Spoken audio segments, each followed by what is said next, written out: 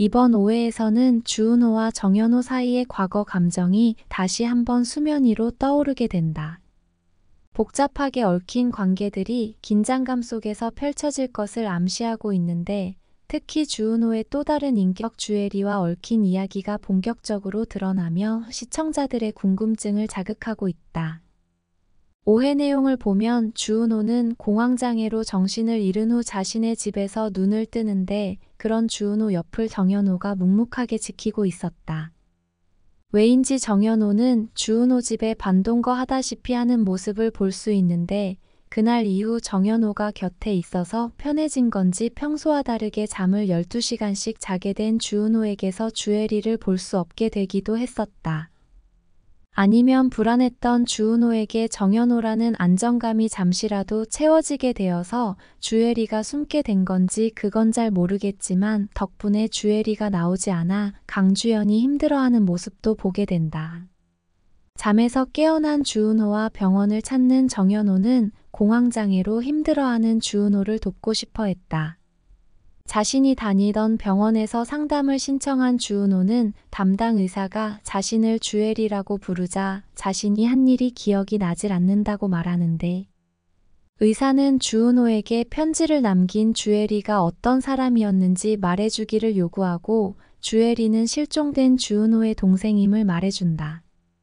부모님이 사고로 돌아가시고 먼 친척 할머니의 보살핌 아래 서로 의지하면서 살아왔다는데, 주혜리의 학교에서 졸업여행을 가게 되고 친구가 없어 가고 싶지 않다고 하자 주은호는 동생을 다그치며 가서 친구를 사귀고 오라고 하며, 그렇게 떠밀려 졸업여행을 간 주혜리는 그만 실종되어 버렸다.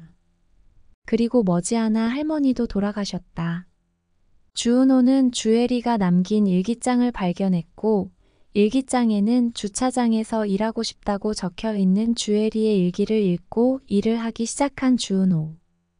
의사는 주은호가 해리성 정체성 장애일 수 있다고 말하고 진료를 받는 주애리의 모습을 촬영한 영상을 보여준다. 영상 속 주애리는 주은호보다 훨씬 행복하다고 말하고, 주은호는 의사에게도 주애리가 행복해 보였는지 물었는데 주은호는 어떤 생각이 들었을까? 그리고 진짜 볼 때마다 맘 아픈 강주연. 걱정되는데 주애리한테 연락도 할 수 없고, 쓰러졌던 이후에 연락이 안 되는데 심지어 출근도 계속 안 하고 있고.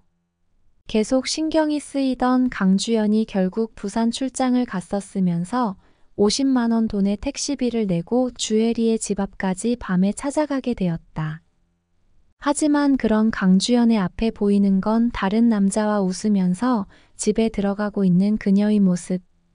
얼마나 상처를 받았으면 평소에 보이지 않을 모습을 같이 출장 갔던 후배 백혜연에게 보여주는 것 같았는데, 이왕 이렇게 된 거 백혜연이라도 잘 되면 좋겠다 생각을 했다가, 이번 5회에서 백혜연의 행동과 말에 큰 충격으로 백혜연과 강주연은 어찌어찌 잘 되게 되면 정말 화가 많이 날 것 같다.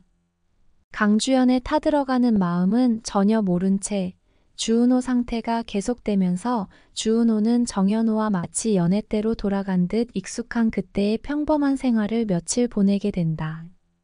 이대로 주은호와 정연호 다시 이어지나 싶었는데, 정연호가 뭐 때문인지 말하지 않고 집을 갑자기 나섰는데, 그 순간 주은호가 현실을 자각하고 오랫동안 제대로 정리하지 못했던 것으로 보이는 정연호에 대한 감정을 정리한 듯한 장면으로 마무리가 되었다.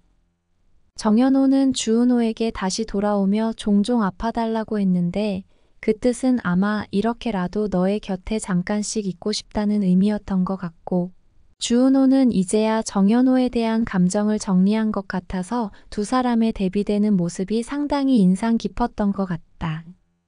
또한 백혜연이 회사에서 겪는 갈등과 강주연의 혼란스러운 감정이 드라마의 긴장감을 한층 높였는데, 6회에서도 이들의 이야기가 어떻게 전개될지 기대가 된다.